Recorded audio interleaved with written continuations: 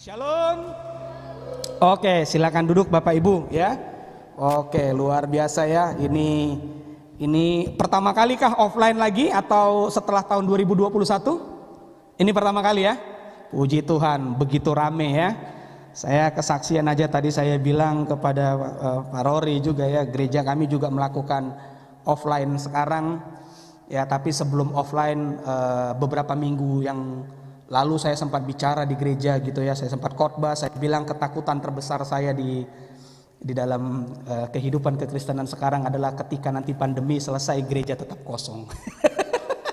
Orang sudah mulai berpikir ngapain datang ke gereja, cukup online gitu kan. Oke ya, sampai saya bilang ketakutan terbesar saya itu.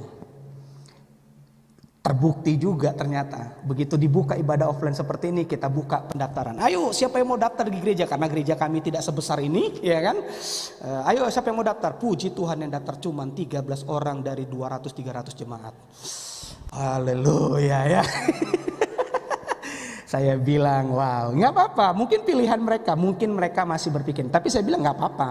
Saya gembala sampai update status bahwa ibadah online tidak bisa menggantikan persekutuan pertemuan gitu kan.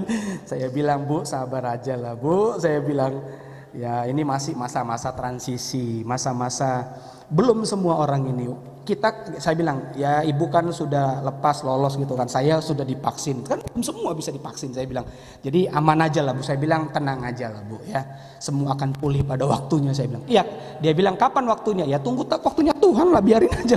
Jangan tanya saya ya kan. Amin. Oke, pasti akan pulih pada waktunya. Katakan amin. Oke ya, jadi Bapak Ibu hari ini ya saya bersyukur diberi kesempatan pada hari ini untuk menyampaikan kebenaran firman Tuhan.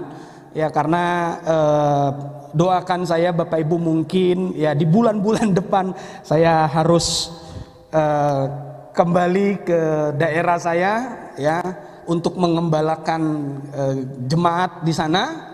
Ya karena ternyata seberapa jauh pun saya membuang diri, Tuhan tetap tarik gitu.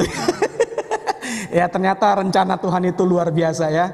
Sejauh manapun saya membuang diri, ya Tuhan tetap tarik gitu. Dan saya berharap bahwa ini bukan yang terakhir apa. Saya akan, karena istri saya orang Balikpapan, saya berharap juga nanti kita akan sering-sering ketemu. Katakan amin.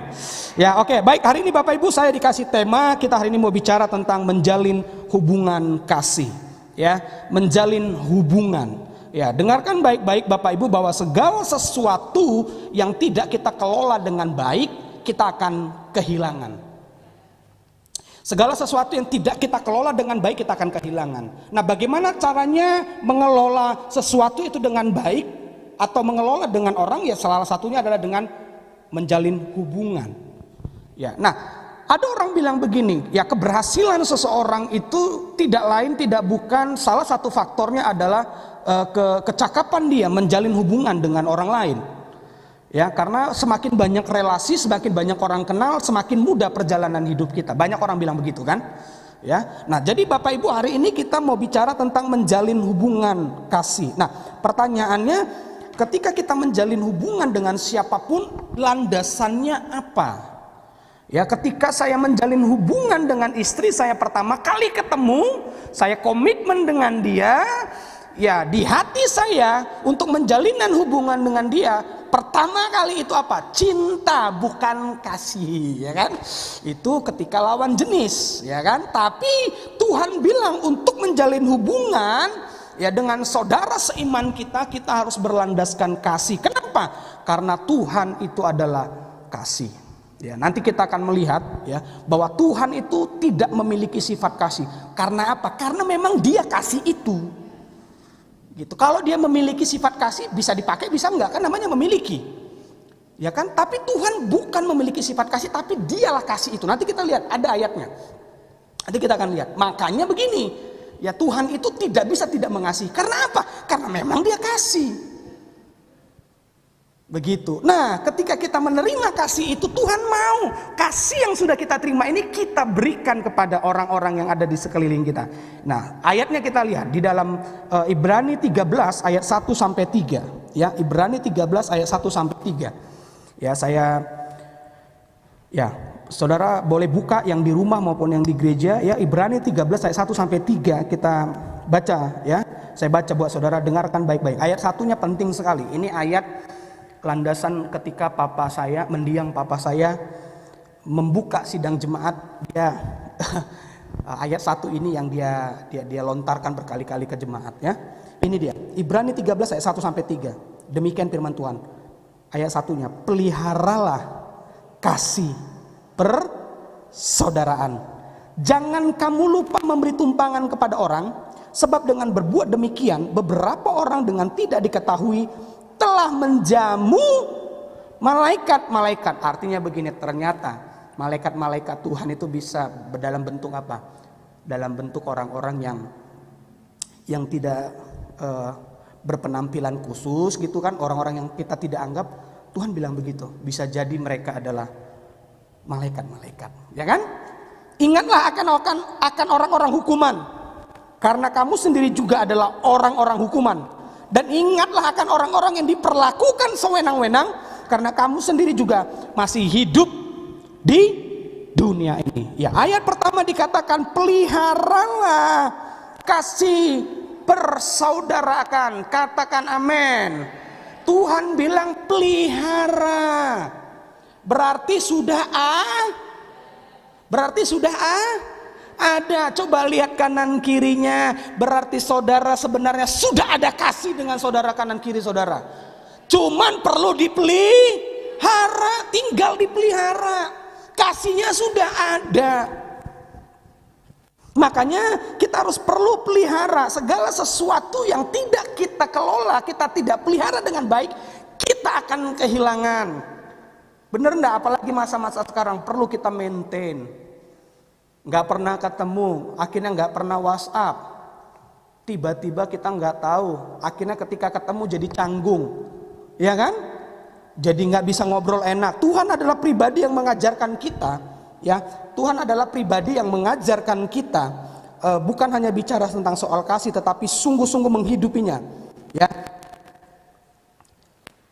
Kasih harus dijalin dan ditunjukkan kepada Allah dan juga kepada sesama. Nah, di dalam ayat 1, peliharalah kasih persaudaraan. Ini merupakan satu perintah kepada kita semua ya, untuk memelihara kasih ya sebagai saudara dalam Tuhan. Kalau saudara baca di Alkitab bahasa Indonesia masa kini ya, coba saya buka. Ini keren sekali nih ya. Saya buka di dalam bahasa Indonesia masa kini, itu dikatakan peliharalah kasih karena dengan saudara sesama Kristen. Ya, itu keren ya, keren sekali ya. Nah, jadi Bapak Ibu bicara tentang kasih itu ya, kasih persaudaraan itu muncul ya, bahasa aslinya saya coba cari tahu ya. Kenapa ini satu perintah yang disuruh kita pelihara kasih? Ya, itu berasal dari gabungan kata phileo dan delpho. Ya, phileo dan delpho. Phileo itu artinya apa? Kasih yang tulus tanpa menuntut imbalan atau balasan. Nah, delpho yang artinya adalah ikatan persaudaraan yang kuat. Jadi kasih persaudaraan itu adalah begini, saya memberi kepada dia tidak harus menuntut balik, ya. Karena apa? Karena saya punya hubungan, ikatan yang kuat dengan dia. Apa yang mengikat kita satu sama lain, walaupun kita tidak sesatu suku? Apa yang mengikat kita? Kasih Tuhan. Yang mengikat kita, kepercayaan kita sama Tuhan. Ya, makanya kasih persaudaraan itu kasih yang memberi tanpa menuntut. Sama seperti ini. Saya yakin dan percaya tidak ada orang tua ketika dia memelihara anaknya, membesarkan anaknya, dia berharap satu saat anaknya balikin semua biaya-biaya yang dia keluarin kepada dia. Gak ada pasti orang tua yang seperti itu. Kenapa orang tua mengasihi itu? Kalaupun ada orang tua yang seperti itu, nggak mungkin anak nggak bisa bayar. Kalau dihitung-hitung kan bisa nggak? Ya, iya. Tapi kalau ada yang orang tua seperti itu ya kita harus maklumi juga ya kan, sebagai anak ya kembali dong gitu kan. Nah makanya jangan mungkin dia melakukan itu, mungkin anaknya kurang ajar sama orang tuanya kan gitu kan. Jadi saudara, kasih tanpa menuntut balik. Artinya begini, ketika kita waktu itu waktu saya di Jakarta, kita bikin satu komunitas ya di Abalop sendiri. Waktu itu kita sedang kampanye, yang kampanye itu tentang yang namanya one way love. Tahu ya one way love? Tahu nggak arti one way? Di sini jarang ada nggak sini yang jalan one way? Nggak ada ya? Oh ada lah ya, dari sini ke sana kan one way kan? Tahu kan arti one way? Satu jalur, nggak boleh putar balik, ya kan? Nggak boleh ada putar balik. Kita kampanye one way love. Kasih yang hanya memberi, kasih aja, nggak berharap itu orang kembaliin kepada kita. Terbukti nggak sama kita? Terbukti. Sering nggak kita dimanfaati? Sering banget. Sakit hati nggak? Enggak sih. Kesel nggak? Ya kesel sih, namanya manusia, ya kan? Ya satu kali waktu di pelayanan kita ada satu pasangan yang laki-laki ini, wah udah jatuh bangun di narkoba, nggak kerja gitu kan? Ya udah datang ke kita tolongin, ya kan? Terus nggak ada kerjaan, teman saya punya mobil, ya udah kamu nge-Grab aja, ya kan? Ya udah pakai aja Grabnya, nggak usah, maksudnya kamu bayarnya bulanan aja, sudah seberapa yang dapat kamu kasih. Jadi kita nolongin dia karena dia sudah punya anaknya mau SD, dia nggak kerja. Apa yang bisa kamu iniin, ya kan? Dulu dia adalah orang yang berada, saking beradanya nggak mau sekolah, ya kan? Saking beradanya dia pikir aman-aman aja, harta bapaknya banyak, akhirnya dia nggak kerja, nggak mau sekolah, ya kan? Akhirnya nggak bisa. Sekarang begitu jatuh semuanya habis, ya makin narkoba lagi habis semuanya. Nah datang ke kita tolongin gitu, yaudah kamu kerja, ya kita kasih mobil teman saya kan nggak punya mobil, ya kan? Mobil teman saya ada 2 kebetulan, yaudah nih kamu pakai, ya. Nah begitu kita udah tolongin istrinya, kita modalin, udah kamu dagang lah online, bikin kue-kue apa kek, yang beli siapa? Ya kita juga orang gereja, ya kan? Mau nggak mau kita tolongin sampai begitu. Tapi apa? Kita tidak pernah berpikir bahwa dia akan menetap di gereja kita, tapi memang kenyataannya dia nggak netap gitu. Memang begitu, pindah-pindah terus ya jadi begitu, ya. Kita tolongin satu ketika, kenapa? Satu ketika ya bayaran minggu pertama lancar, dikasih setoran, minggu kedua lancar, sampai mau 1 bulan, nggak nyampe 1 bulan, mau 1 bulan ini mobil nggak dipulang-pulangi, diteleponin nggak aktif, khawatir dong teman saya, ini mobil gimana ini? Untung mobilnya teman saya dikasih GPS, ketahuan dia di mana, kita datengin, ternyata itu mobil ada di tempat temennya. Diapain? Digadaikan sama dia. Bayangin, pusing gak kita ngelakuinnya? Kita bilang ini orang ya. Tapi kita belajar satu hal, yaitu apa? Kasih.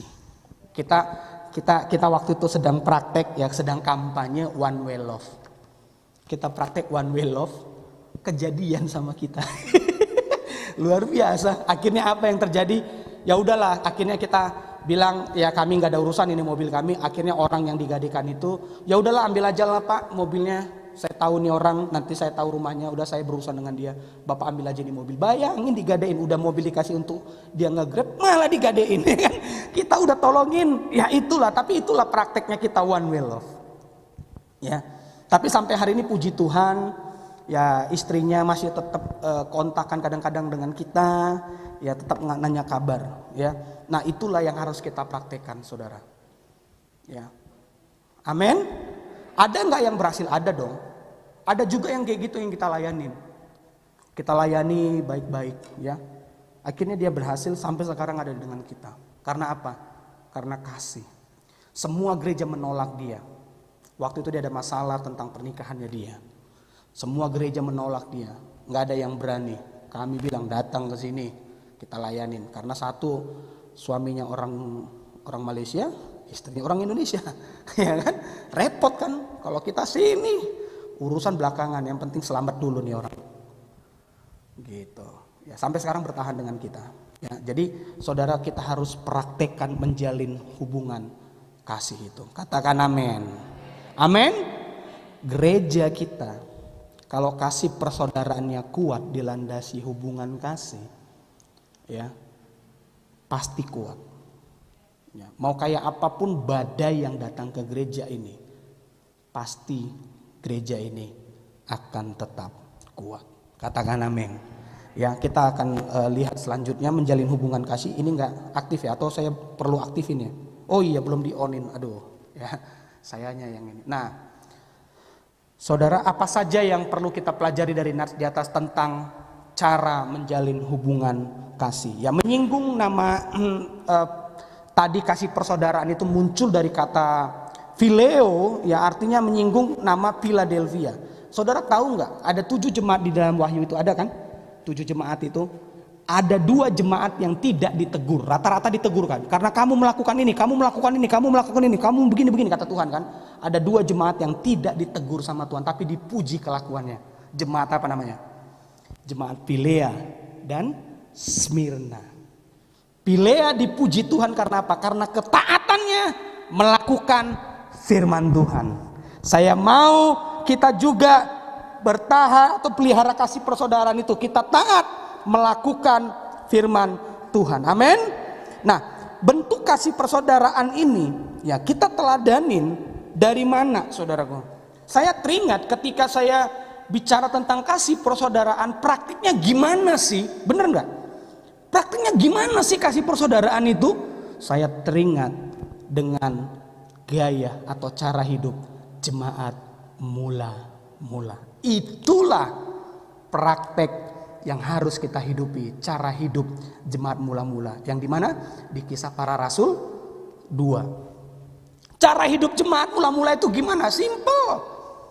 Kumpulin harta semua, berapa kebutuhanmu kasih, sesuai kebutuhan kasih. Artinya cuman begini, mereka setiap hari berkumpul memecahkan roti, membagi-bagikannya. Artinya apa? Satu sama lain saling memperhatikan, saling tolong-menolong, tidak tutup mata dengan kekurangan orang lain, dengan kebutuhan orang lain. Itulah praktiknya, katakan amin. Ya, makanya saya bilang bahwa kasih persaudaraan itu kita perlu belajar tentang cara hidup jemaat mula-mula. Makanya saudara baca di Kisah Para Rasul 2 itu nanti gimana cara hidup jemaat mula-mula. Kasihnya luar biasa. Ya, kasihnya itu luar biasa Bapak Ibu. Makanya kalau di dalam bahasa Indonesia masa kini ini dia, hendaklah kalian, nanti saudara boleh buka di Alkitab bahasa Indonesia masa kini. Hendaklah kalian tetap mengasihi satu sama lain sebagai orang Kristen yang bersaudara. Ya, itu dia, itu yang perlu kita pelihara. Nah, orang percaya ini jadi begini Bapak Ibu. Kan di Alkitab itu beberapa kan menyebutkan bahwa orang percaya itu ibarat apa? Ibarat apa? Tubuh. Apalagi? Keluarga Allah. Artinya kita ini keluarga, kita ini bersaudara. Ya, coba lihat kanan kirinya. Ya, bilang sama dia, kamu saudara saya. Ya, walaupun kita beda suku, kita beda beda rumah, ya kan, beda tempat tinggal, tapi kita semua ini saudara. Yang namanya saudara, kalau dia ada keluh kesah, kalau dia ada dia ada kesulitan, yang namanya saudara, walaupun kita tidak bisa bantu secara materi, minimal tenaga dan doa bisa kita kirim buat dia. Katakan amin. Amin. Karena bantuan itu kadang-kadang tidak hanya sekedar materi. Kehadiran kita pun, nasihat kita, doa kita pun mereka butuhkan. Amin.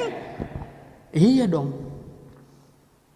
Jangan nanti ada jemaat begitu dia telepon, Pak, saya ini begini-begini Pak. Oh maaf ya, saya lagi sibuk. Dia pikir ini jemaat telepon mau minta duit gitu kan, langsung ditutup. Dengerin aja dulu. Dengerin, ya kan. Kalau kita nggak ada, ya doain. Ngomong apa adanya. Amin. Itu kasih. Jangan baru, aduh dia lagi nih WA.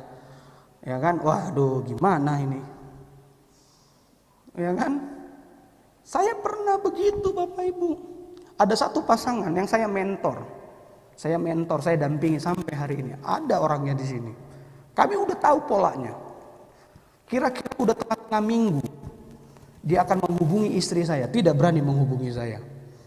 Dia menghubungi istri saya, ya pacarnya menghubungi istri saya dengan cara, Kak, di tengah-tengah minggu ini Kak, gaji kami habis semua Kak. Lah terus, boleh nggak Kak?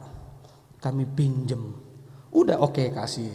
Pokoknya polanya gitu, kita udah tahu. Pokoknya tengah minggu kita akan tunggu WA dia, telepon dia. Udah kita tahu. Ya udah kasih. Tapi berhenti nggak kami ngasih? Enggak, kasih aja terus. Kenapa ya? Karena dibalikin juga sih. kasih terus. Tapi satu kali berapa kali nggak dibalikin? Udah nggak apa-apa, kasih aja dulu. Seadanya yang bisa kita kasih. Ya kan? Tapi begitu kami bimbing, kami tidak mau. Ini nih kasih nih. Ini kasih tidak hanya memberi dan tidak hanya memanjakan itu orang, tapi memberikan solusi. Akhirnya saya panggil. Sampai sekarang, kemarin saya panggil. Sini saya panggil. Saya kasih duduk berdua. Saya bilang begini, solusinya. Kalau berkat Tuhan sama kalian itu 5 juta, kelola dengan baik 5 juta. Gimana supaya kalian ini bisa menikmati yang 5 juta ini? Gimana caranya? Oke, sekarang buat. Apa yang wajib dengan yang tidak wajib? Apa yang wajib yang harus kalian keluarkan? Perpuluhan apa-apa buat. Oke, di list. Masih ada sisa? Masih.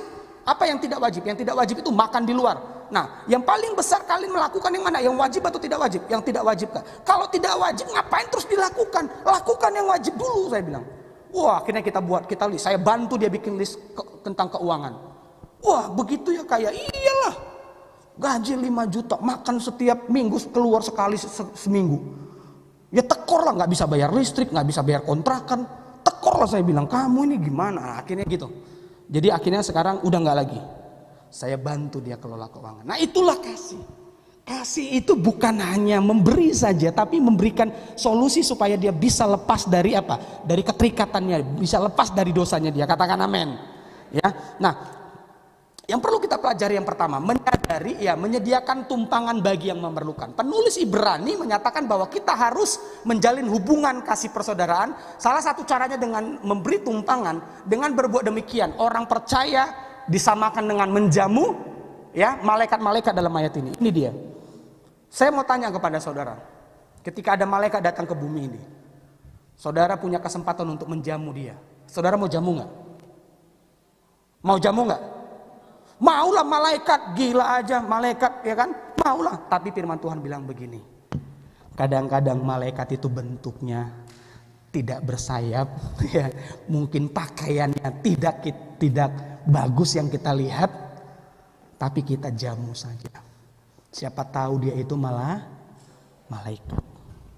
Ini penting Bapak Ibu. Begitu pentingnya memelihara kasih. Sampai firman Tuhan bilang begini. Sampai dia bilang begini, jamu aja orang-orang ketika ada orang butuh bantuan, apalagi dia saudara seimanmu, jamu, tolongin dia. Siapa tahu dia itu malaikat, kata firman Tuhan. Katakan amin. Bicara tentang memberi tumpangan, saudara, dengarkan baik-baik. Rumah kami dulu di Medan ya, papa saya kan dari kampung merantau ke Medan. Sebenarnya orang Batak itu bukan asli Medan sebenarnya. Iya Pak ya, kami ini orang gunung. Kalau orang Batak itu gunung. Orang asli Medan itu adalah orang Delhi sebenarnya. Makanya ada Istana Maimun, Istana Delhi. Jadi kalau orang Batak itu orang gunung, Tapanuli Utara, di atas 6 jam sampai 8 jam baru turun ke Medan. Itu orang Batak lah ya. Kami ini kalau di sini nih bukan orang Balikpapan ibaratnya. Orang apa kita kira-kira Pak ya? Orang Penajam ya Pak ya, turun ke gunung gitu. Kira-kira gitulah. Orang Medan itu sebenarnya gitu, tapi nggak tahu lah kenapa identik Medan itu dengan Batak ya. Tapi ya itulah. Nah, jadi papa saya ini kan merantau ke Medan. Jadi rumah kami itu dulu rumah tumpangan bagi orang-orang kampung yang sekolah di Medan. Iya benar, saudara-saudara kita datang dari kampung ke Medan mau kuliah. Ya udah, daripada ngekos, daripada di mana, udah di sini aja tinggal. Di sini tinggal. Jadi rumah kami itu waktu saya kecil, rumah kami itu banyak orang. Tempat siapa? Tempat orang-orang dari kampung sang sekolah kumpul di situ semua. Satu kali ada satu anak muda, enggak saudara kami sih, tapi bukan satu kampung dengan bapak saya malah. Satu kampung dengan opung kami. Jadi opungnya dia sama opung kami ini satu kampung. Bayangin lah. Jadi kan kakeknya dengan kakeknya bapak saya satu kampung. Bayangin kan udah jauh kan itu kan. Sekolah ke Medan. Numpang di rumah. Ya, tinggal di rumah, makan di situ. Makan apa adanya. Nah, itu dulu rumah kami gitu di Medan. Satu kali dia sudah lulus SMA, dia keluar dari rumah kan. Keluar nggak tahu kemana lah. Kami nggak tahu beritanya, nggak tahu nih orang beritanya gimana. Satu kali BIP mengadakan gathering, pertemuan atau seminar di Bandung. Nah, waktu di Bandung, saya kan orang BIP, saya lihat daftar hadir. Sep, ada satu marga dengan saya. Ya kan? Kaget karena marga saya ini marga yang jarang-jarang, si mare-mare kan. Marga yang jarang-jarang bisa dihitung dengan jari gitu kan. Jadi saya kaget, ini orang siapa? Saya datangin ini orang. Ya. Abang ini saya datangin. Saya tanya, "Pak, Bapak si mare-mare dari mana?" "Dari ini." Akhirnya kita cerita. "Coba sebutkan nama bapak kamu siapa?" kata dia. Saya sebutkan nama bapak kamu. "Bapak saya sini." "Lah, kamu ini." Langsung saya ditepuk. "Loh, kenapa ditepuk saya kan?" "Kamu ini adik saya," katanya langsung begitu. "Loh, kenapa, Pak?" Saya bilang, "Iya, dulu saya tinggal di rumah kamu waktu SMA." Ya, ternyata ini orang anggota Dewan Perwakilan Papua. Gitu, perwakilan Papua, anggota Dewan, saya nggak tahu loh. Ini orang jadi orang jadi, dulu pernah numpang di rumah kami. Jadi orang jadi. Begitu dia jadi, akhirnya apa? Saya sering diundang lah ke Senayan, ke ruangan dia, ke ruangan anggota dewan.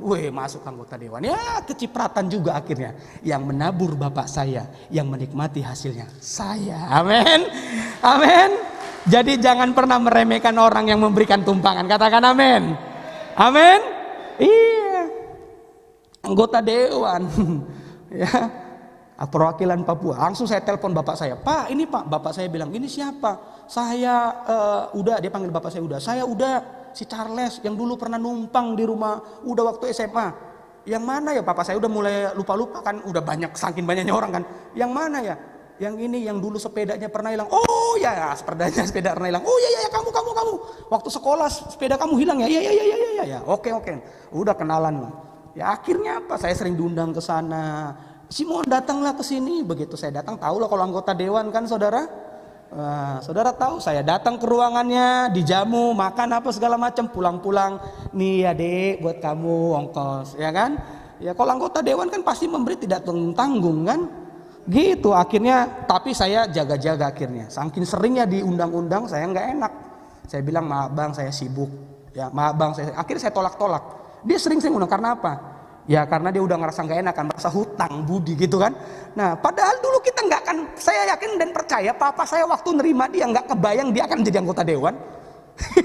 Numpang aja apa yang ada di rumah. Nah makanya saudara, kasih itu kita perlu praktekkan. Katakan amin.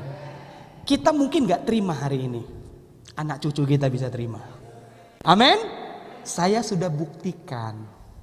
Makanya saya waktu menikah, waktu mau menikah, saya telepon dia, "Bang, datang ya ke pernikahan saya undang dia." Memang dia nggak datang karena urusan negara, dia waktu itu keluar negeri. Tapi orang yang nggak datang, angpaunya datang. Amin, ya kan? Angpaunya datang.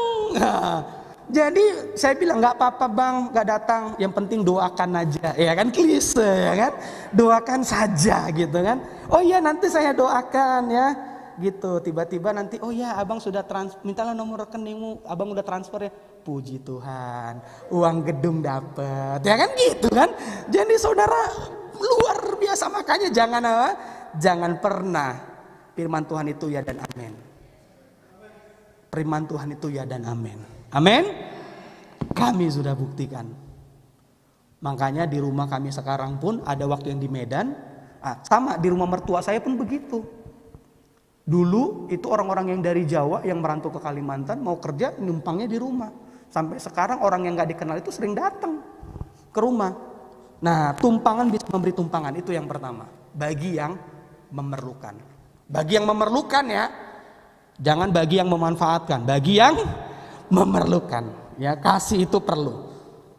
Kalau selama dia perlu, beri tumpangan. Ya, Tuhan mau menghendaki kita menyatakan kasih kepada orang-orang yang di sekitar kita. Kita harus praktekkan itu. Yang kedua, ya bagaimana caranya kita mempraktekkan kasih persaudaraan itu. Yang kedua, memahami orang-orang ya yang terikat dengan dosa. Ya. Ayat 3 dikatakan tadi ya, bahwa ayat 3-nya dikatakan apa? Ayat 3-nya, "Ingatlah akan orang-orang hukuman, karena kamu sendiri juga adalah orang-orang hukuman. Dan ingatlah akan orang-orang yang memperlakukan sewenang-wenang, karena kamu sendiri juga masih hidup di dunia ini."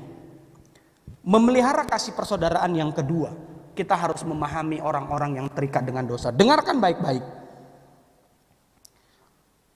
Kita tidak setuju dengan dosa dia. Kita membenci dosanya, tapi mengasihi pribadinya. Yesus itu kepada orang berdosa, dia mengasihi orangnya, tapi dosanya ditegur. Amin. Nah, zaman sekarang sering sekali orang itu berlindung di balik kata apa? Jangan menghakimi. Sehingga dengan kata-kata jangan menghakimi, orang cenderung tidak menerima teguran. Sebagai kita orang yang menerima teguran, kita harus terima bahwa dia itu sedang menegur saya. Tapi, dengar baik-baik. Tapi kita yang memberi teguran, pastikan di hati kita, kita tidak menghakimi itu orang. Tapi ingin hidup orang itu berubah. Makanya begini, kalau kita salah, kita ditegur, anggaplah yang menegur itu mengasihi kita. Even pun dia tidak mengasihi kita, tapi kita sebagai yang ditegur, kita harus anggap itu teguran dari Tuhan. Amin. Jangan baper. Amin. Saya alami juga, saya bilang sama istri saya, adalah gitu saudara kita, ini sulit untuk ditegur. Kalau kita tegur dibilang kamu itu menghakimi. Repot kalau urusannya seperti ini terus. Nggak pernah ditegur dong jadinya. Kita mau negur dibilang kita menghakimi. Nggak pernah ditegur nanti dibilang nggak peduli. Serba salah kan? Makanya kita perlu luruskan. Kalau kita mau menegur orang, pastikan hati kita tidak menghakimi dia. Pastikan hati kita tidak membenci dia. Tapi kita benci dosanya, kita nggak mau dia hidup terus di dalam situ dan menghancurkan hidupnya. Pastikan di hati kita. Dan ketika kita menerima teguran itu, dengar baik-baik, ketika kita menerima teguran itu, anggaplah orang yang menegur itu Tuhan yang sedang berbicara menegur saya. Even pun dia punya motivasi yang lain, motivasi yang jelek. Tapi di hati kita perlu pastikan dia menegur saya. Tuhan menegur saya lewat dia. Amin. Nah, tapi kita harus menerima orang lain itu apa adanya. Tuhan bilang begini, ya. Ingatlah akan orang-orang tawanan. Ingat, ya. Artinya tanpa membeda-bedakan, ya. Jadi, saudara, Yesus mengasihi orang berdosa tetapi membenci dosa mereka. Ya. Dalam hal mempraktekkan kasih yang kedua, kita harus menerima orang apa adanya. Ya, bukan adanya apa, tapi apa adanya. Jangan adanya apa, baru kita kasihi. Ya, apalagi orang yang berdosa, ya orang-orang yang terikat dengan dosa, kita nggak tahu ketika dia lepas dari dosanya bisa jadi dia jadi orang yang luar biasa. Amin. Layani terus. Ya kalau memang mau ditegur, tegur aja. Tegur dosanya. Ini dilema sekarang memang di masa-masa kita sekarang. Apalagi anak-anak muda sekarang kan. Susah banget ditegur. Kita perlu cari cara gitu. Supaya dia tidak tersinggung. Udahlah. Tegur-tegur aja lah. Ya, tegur-tegur aja. Tapi pastikan hati kita mengasihi dia. Saya benci dosa dia. Saya nggak mau kamu terikat dengan dosa ini. Saya tegur kamu. Ini salah. Tapi jangan lupa datangin, doain. Katakan amin, ya. Terima orangnya, yang menerima apa adanya tanpa membeda-bedakan suku. Apalagi nggak boleh beda-bedakan suku. Katakan amin. Ya, gereja kita kan macam-macam sukunya kan.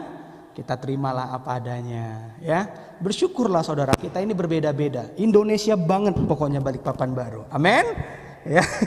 Nah, itu dia yang kedua. Yang ketiga, Bapak Ibu, bagaimana caranya kita mempraktekkan kasih itu, mempraktekkan memelihara kasih persaudaraan itu, menolong orang-orang yang lemah. Bentuk jalinan kasih berikutnya kita berikan kepada orang-orang yang tertindas dan lemah. Dari sini kita belajar bahwa orang percaya terpanggil untuk melakukan pelayanan sosial, bukan hanya membangun kehidupan spiritual semata. Jadi yang ketiga, menolong orang-orang yang lemah. Firman Tuhan bilang, ingatlah kepada orang-orang tawanan. Saya berdoa gereja kita, saya yakin percaya gereja kita ini kalau aksi sosialnya saya udah lihat, saya sudah ikut sendiri ketika saya ke pedalaman, ya kan, dari tim gereja ini luar biasa.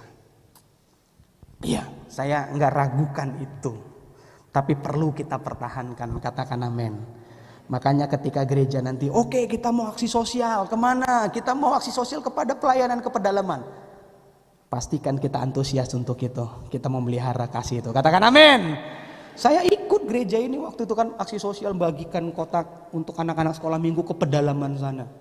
Saya tanya, Om ada berapa gereja Om di bawahnya ini Om, di bawah Om yang Om bina? 11 gereja, wow.